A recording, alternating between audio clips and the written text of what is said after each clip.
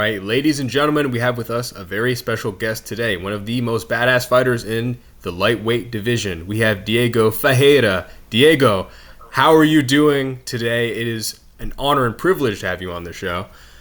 Thank you. I appreciate for opening the space for me. It's always a pleasure, and I appreciate all your time. And then let's have some good talking, some good time right now. No, indeed, man. And I love your fights, whether it's Dariush, whether it's Poirier, right? Whether it's Rumbetsky or Michael Johnson. And that win hurt, but it was a good overhand, and it was a good war. It was a good back and forth. And it sucks because, like, I love the lightweight division. I love seeing where you came from. And despite, like, the ups and downs in your career, and there was a decent set of downs around the year of 2021, because after, I think it was around 2020, before the pandemic, from what I recall, Anthony Pettis was number 11 ranked. You choked him out, right? It was a submission win. That was one of the biggest wins of your career. You're in the rankings.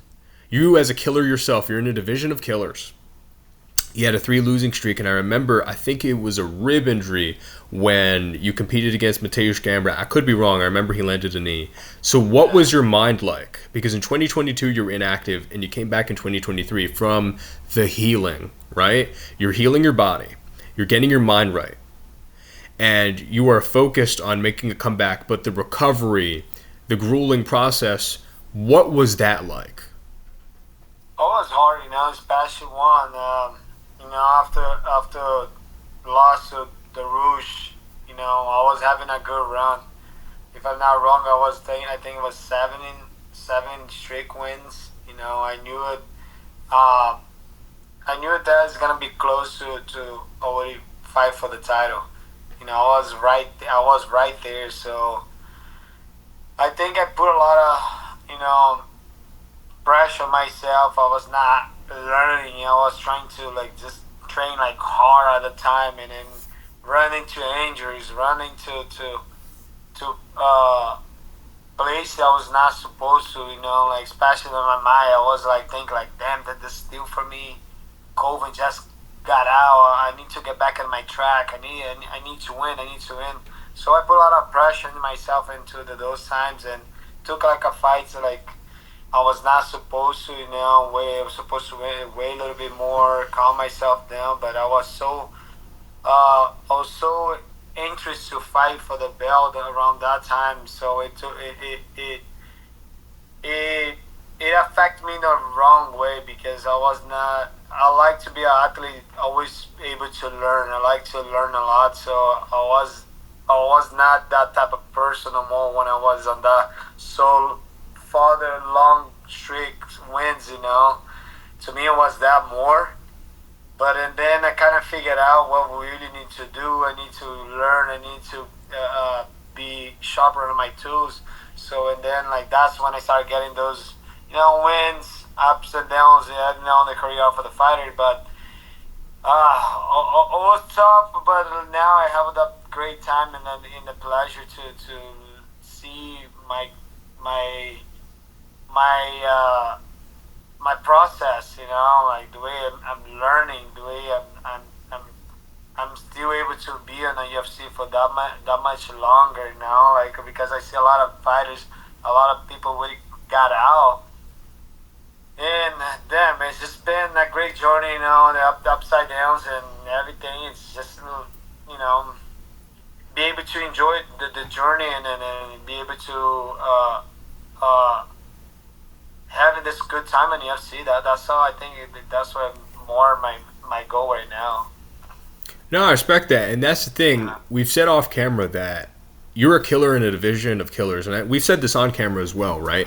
When you fight in the lightweight division, right, you're going up against some of the most well-rounded fighters, former champions, former interim champions, these prospects, these veterans. From what I remember, you fought Alexander Hernandez. Yeah. Right? You fought Hernandez. You fought Mateusz Rumbetsky. And Rumbetsky, he's no slouch. You know what I mean? He defeated Oralby, who defeated Masayev. He lost to Dawson. You fought Dawson yourself. You're always against high-caliber competition. Right? You're always in top shape.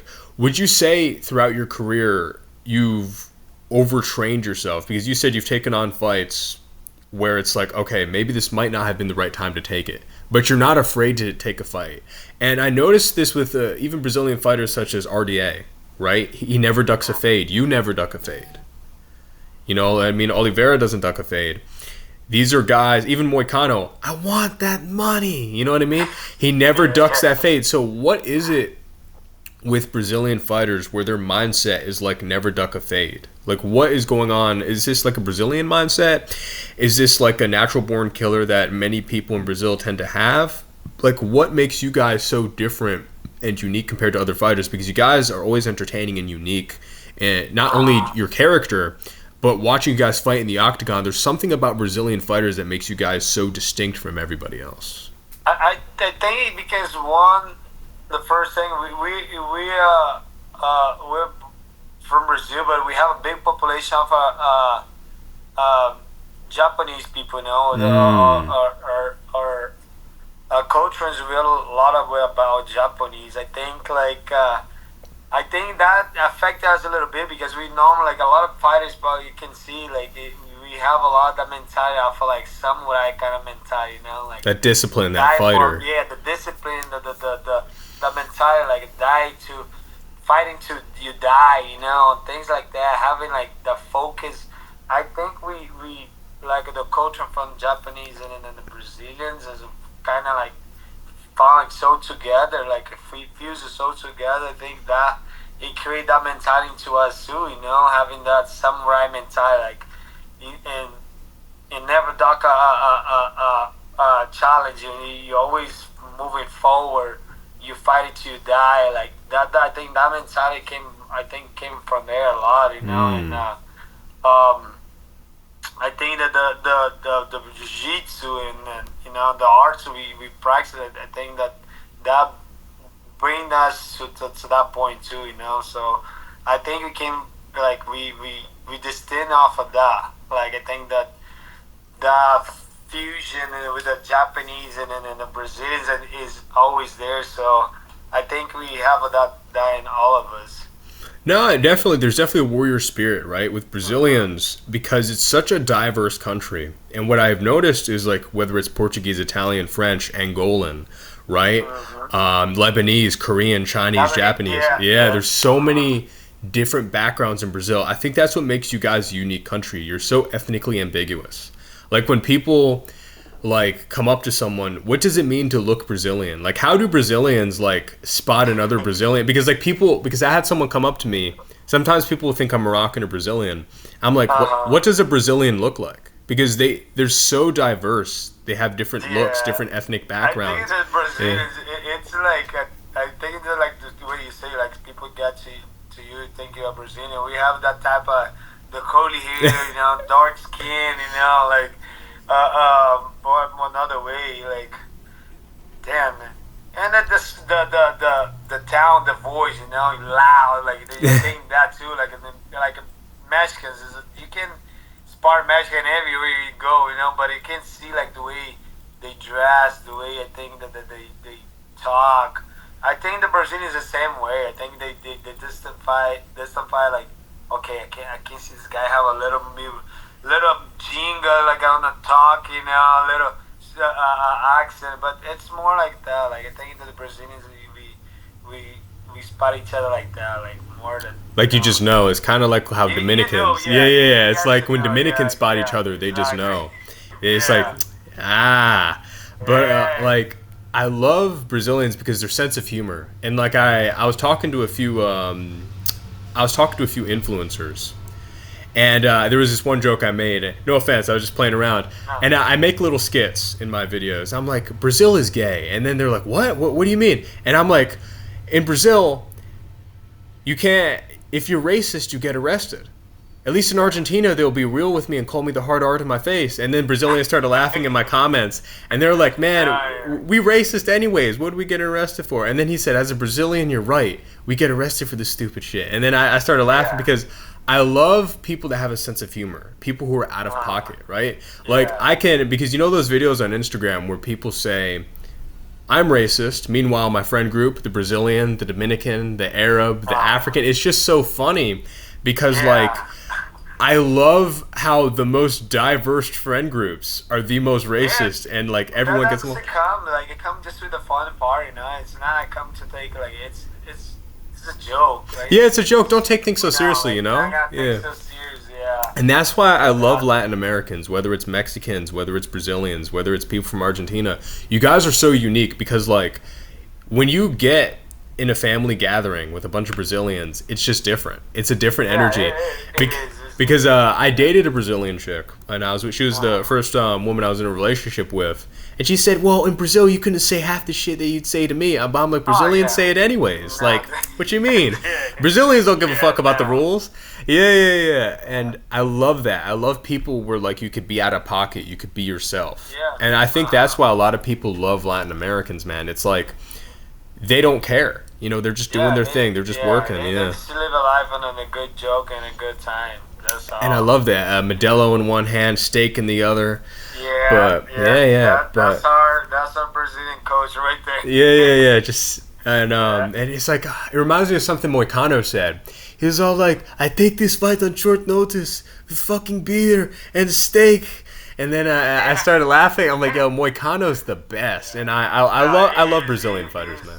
He's such a funny guy, dude. Like, Because that's him. It's not a he's character. Like that Yeah. All around the Brazilians too. Like, oh my god, that is funny. It's like I'm like Brazilians are just so out of pocket. They're funny, different energy. It doesn't matter if you get arrested for being racist in Brazil. Brazilians don't give a fuck. They'll make their jokes, man. No. They just say what it is, and like I love that. I love free spirit people, you know. But yeah, and when I look at you fight, and I watch Oliveira, I watch you. I watch Blancano, I watch RDA. You guys have so much influence and inspiration, right? People thanks. love watching you guys. And I feel like yeah. people don't appreciate the veterans. I mean, for example, you look great. How old are you? You 40? 41. 41. You look great. I don't know why, but I was thinking I was Yeah. 42. I'm 41. Yeah. Yeah, because like, Like, by the thing I was already too old. I said, damn, man, dude, you want to make me old? you know, but I'm saying you look great. You know what I mean? You still got thanks. you got a full head of black hair, right? Oh yeah, I still have a lot of hair. It's just my beard is turning white only. Just my. I mean, look, man, Dariush, I think he's younger than you. He got a full head of gray. Oh no, yeah. Yeah. Yeah, man. He's younger than me. And he's younger than you, so I'm not sure if it's stress. I don't want him to hear this and whoop my ass. You know, I'm just playing around. But like, you know what I mean? Sorry, the roots, but you do look. Yeah, man looks older. I look at Dariush, I'm like, wait, this man's in his 30s and he's gray. And Diego, he's got the full fro. But you're kind of like Cheeto in a sense, a Brazilian version of Cheeto. You're like a different character every time I see you. So you'll be clean shaven, you have a buzz cut, you have an afro, you have it tied back. And that's what I love. You're like a video game character. And I'm like... I think that's what everybody like say. Like, I don't think we're gonna put you in a game because you always change your. Yeah. You're a customizable character. Like, yeah, I'm always putting different. I have a beard sometime, or I have a like goatee, or you know, I don't have no hair. I shave it up. It's just go in the mood sometime, you know. Just like, I love that. Like, we got to give you a physique type of look. We got to make you look like a Ragnar the next time you enter the octagon. You got to have everything tied, have a full beard. You know what I mean? Let it all out. You know what I mean? Yeah. But no, ask my wife. Maybe the next time I'm gonna have like a full beard. She said, no, don't do that. That thing is look super bad. I said, oh my god. It's always the wife, man. Like my beard, we were like rasp and thick, like that's why. Especially when you go in for a kiss, it's just like sandpaper against her face. Fair enough, yeah. She's like, no, it's okay, alright. So it's good. Let your hair grow. Your hair grows is fine, but not your beard. You do have good curls, though. You know what I mean? I do. I have a lot of curls, but now I keep my hair short because, dude, that's a lot of work. You know, I bet you know. Like, yeah. And it's like, down, like when you grab. It's so much weight on your head, too. You know what I mean? It's so weighted, our hair. Yeah, it get pulled at the same time, and like, damn, you between the training, you get pulled, like your neck snap all the way back. And when you're training hard, you own the hair slapping. It just rips off too. Yeah. Yeah. So and the thing is, I can't have long hair because let's say I'm with a girl, right? I always make fun of women for being in the bathroom too long. Now I gotta cut the hair. Yeah. Got to cut the hair. I can't make fun of women if I'm doing the same shit. You know what I mean? I can't spend time on my hair, so I'm like, you know what I mean? That's the point too. Because, yeah, man. I hate, dude. Like, and I have to get extra towel to dry my hair. It's too much. You're good curls though. You still got a full hairline. You know what I mean? There are people my age that are balding. Yeah, I have a lot of hair. My boys, my baby one, he born with a lot of hair too. Like his curls came out with that full throw. Full throw. Yeah. Bucky one. I was like, God damn, boy.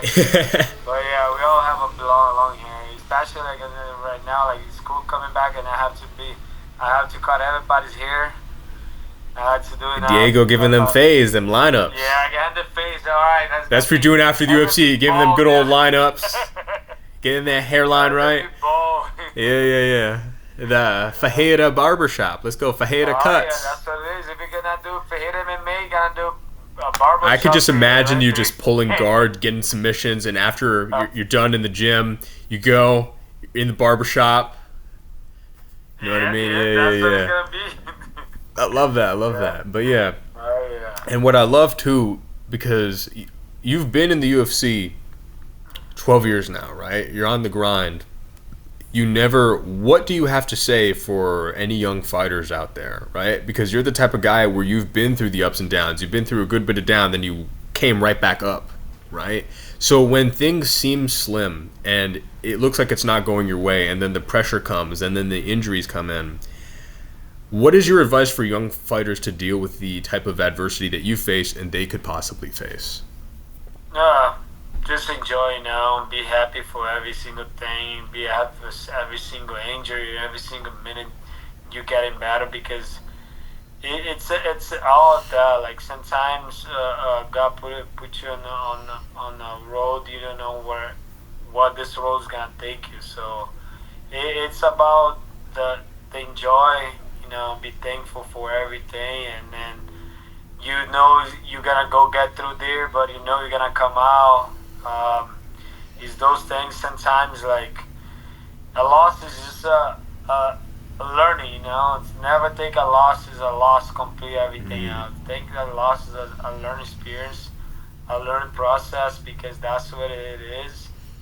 Don't take a loss as a thing's gonna hurt you, just gonna make you better and make you better than yesterday. So for the young generation, that's what I live in, like enjoy every single minute, because if you don't, you put more pressure, things gonna go way faster. So you want to live in this, you want to be on this road as long as you can. So treat this like it's your first day, it's your first time. Enjoy every single moment, and that's how we have to live it our career. No, I love that, Diego, and it reminds me, I think Joe Pyfer had something in his bio where he had his MMA record. He showed the amount of wins. I think instead of losses, it said lessons, and I really like that, kind of like how you said that. Like, the losses, everything, enjoy the journey, enjoy everything, you know what I mean? Take it all in. It is, because sometimes you focus so much on the loss and not seeing what to have ahead of you, so I think that the learning process, you cannot take it, you cannot change it. You just have it to enjoy, like say, fuck, I mess up, let me see if I can make better, and see if you can make the mistake again. True, and you know what I mean? It's kind of like, I remember when I was watching your last 3 wins, right? Whether it was MJ, Rumbetsky, and even against Billy. Did I label that right, all 3 of those wins? Oh yeah. Okay. It was, yeah. So when I look at all of that, right? You fought veterans, people who were ranked, people who have been at the top of the game for a while, right? And you have a good set of wins, right? That you've gotten the past 3 years. And I don't want to say who do you... I hate this when the MMA media does this, where they're like, who do you see yourself fighting next? Because you just won. You literally just won, you know what I mean? But do you see yourself getting a ranked opponent after this? I don't know, what I want to do right now, I want to just live, I want to stay on this lap as long as I can, without, like, you cannot even say without injuries, because that's impossible if you put it like you put your effort. You have to and fight to everything. train, yeah. Yeah, you So have to fight to you're train. gonna get injured. It's shit's gonna It's hurt. not on the Yeah, way, yeah, you know. Yeah. yeah. But I I want to fight in the ranking. If I can fight again to get to the belt, you know, it'd be great. But right now, like, I want to see what UFC put in front of me. I want to fight a Bobby Green or Tim Miller. That's what those two guys Man. already put in ahead. You know, like I think Tim Miller is gonna be a good matchup for you. too. Yeah. I really wanted You know, to see you versus Dober. That would have been a killer matchup. That would Yeah. be good too because Ah. that guy been we supposed to fight like a lot of times. Yeah. And you never fought. Yeah. I think it'll be good too. You know, Yeah. Dober, Miller, Green, maybe Hooker. Because Green, like I still have like four fights on my contract, you know. Like I signed. you could get some good wins off that. Yeah, that's enough fights. Yeah. Yeah, so I probably gonna want to fight one more time and resign, or you know, I don't know what they're planning, but I have those two, you know, in front of me. Those two guys I asked to go fight, but right now let's see. You know, I'm excited. You know, going back to training with it next week. You know, the only thing I have is just my hand a little bit swollen, but besides that, nothing. Just get it back in there and see what they're gonna propose to me. You know. No, and you know, I'm definitely excited. You know, Heel, you and Billy went in war. You know what I mean? I didn't mean to ask it like that because you just won. You know what I mean? No, I don't mind. I'm not the type of guy that asks questions to demean a win. That's a great win. I just can't wait to see you skyrocket, and then you know what I mean. You're at the top right now, but it's like because you faced a lot of adversity. I can't wait to see you. You know what I mean? Fight a veteran, fight a prospect, fight someone ranked. You know what I mean? Build your way up because, like you said, you got them 4 fights left. A Hooker fight would have been awesome. That'd have been crazy, but. Yeah, man. I mean, I just love your fights. You're always entertaining. I always get excited when I see your name. You know what I mean? I'm like, nice, he's still fighting. Let's get it. We got another fight. Hopefully, it's on a bigger stage because, like, I see, man, because Apex can have bangers, but I don't like seeing my favorite fighters on the Apex. I'm like, nah, man, they got to get a good fight night. Go to a different country. You know what I mean? Have that bigger octagon. Yeah, that's and right now the Apex dude, like when I saw the Apex right now, it looks so different. It looked like right now, it looked like a little stadium, you know, like it's small. Yeah, the meta. Yeah. You know, the meta, yeah. But it looked pretty awesome, you know. No too much trouble, especially walking in. Like you know, you have your own closet. That's a good thing. That's pretty sick. You know? Yeah. Yeah, like on Apex because that's gonna be good because if you're not. You have your space with a closet with everybody. Now you have like the change room with everybody. So sometimes that like getting away, it don't feel like that's comfortable. But this one I felt comfortable. It was like just by myself with my team, you know. So it was awesome to fight there in the Apex. No, I bet. And one more question because I'm very curious. Like I said, a lot of Brazilians you meet have different ethnic backgrounds. What are you? You know what I mean? Do you have like Portuguese, Japanese, African ancestry? Like what? I have it's more Indian and African ancestors. Oh. I think that's what mine is, like Indian from the south, and my grandpa was like a black man, so like it's more like African, you know, the part there, and Indian because I'm from Manaus, you know, like it's more the population was more Indian. You know? Yeah. But I think it was more like that, Indian and African American. Yeah. That's interesting too because even in Brazil, I think the slaves came from Angola, like that part of Africa. I think. Yeah. And then that's where capoeira came from, and then the slaves used that. Was that like a way of like entertaining, but it was also like martial arts to like escape? Martial arts, yeah. That was my first martial arts too. Like I started learning first capoeira. And then exactly this soccer, capoeira, and then jiu-jitsu. That's when I kind of find myself. Yeah, I got that trinity right there. You like sports, and then you don't know what to do, but you like everything. But then when I saw jiu-jitsu, I was like, it's this one. Okay, that's gonna keep this on this sport now. Yeah. And then from there, before like in Brazil, you normally should go to school. I used to like skip time to go to school to go train. Like some time I was like, damn, like it's calling my name. It's calling my. you know, Yeah, I need to it's go. I kind of need to like go when the train. whiskey's calling to Conor McGregor during a fight camp. You know what I mean? It's just Yeah, like my precious, go like on. Gollum, Lord of the Rings. I lost the how many time I got in trouble with my parents just to skip class to go train. I said, oh my god, dude. But I don't tell my kids that today because You don't want don't to do no that, bad kids. influence. Yeah, Nah, I don't get do that. that. Yeah, Yeah. don't do that. Don't. Don't follow Go dad. Go to to school and school. get back to training. No, for me it was hard because in Brazil we didn't have a night class in jiu-jitsu. The only trainings are in the morning or afternoon. Nobody would train in the night. So in the afternoon I used to go to school in the afternoon, and so was just going to school or train. So sometimes I used to escape school and go train. That's what it was. It was not because we still have like in the night they have a train. We don't have a train at night around that time. Yeah, it was just an afternoon. No, I mean, I appreciate you, Diego, because there's a lot I learned about you. You know what I mean? Oh, And I love thanks. doing these types of interviews. I'd love to interview more fighters in the future. Oh yeah, And thanks. have you thought about Get Me a Fighter? A lot of MMA fighters have been doing that, where they travel to a different state or they go to a city where they do a seminar and meet and greet. Have you thought about doing those? Oh yeah, I just did one. Exactly this week. I did one a week before right here in Forters, Lakeside, Hmm. and I did one of my business over there in McAllen. This is the first week. Like finally, man, this is my first week like resting. I do a lot there. I do a lot of seminars, so I do a lot of VOC. What called the entries, just say to say hi to the schools and then things like that for the kids. I do a lot there. The seminars, yeah, I do a lot, but I don't post too much. Yeah, and sometimes I need to start doing that too. Like that's the thing. Like the FC always get after me when I don't post a lot of stuff, and then I do things and then don't post. But I do a lot of the interviews and then seminars.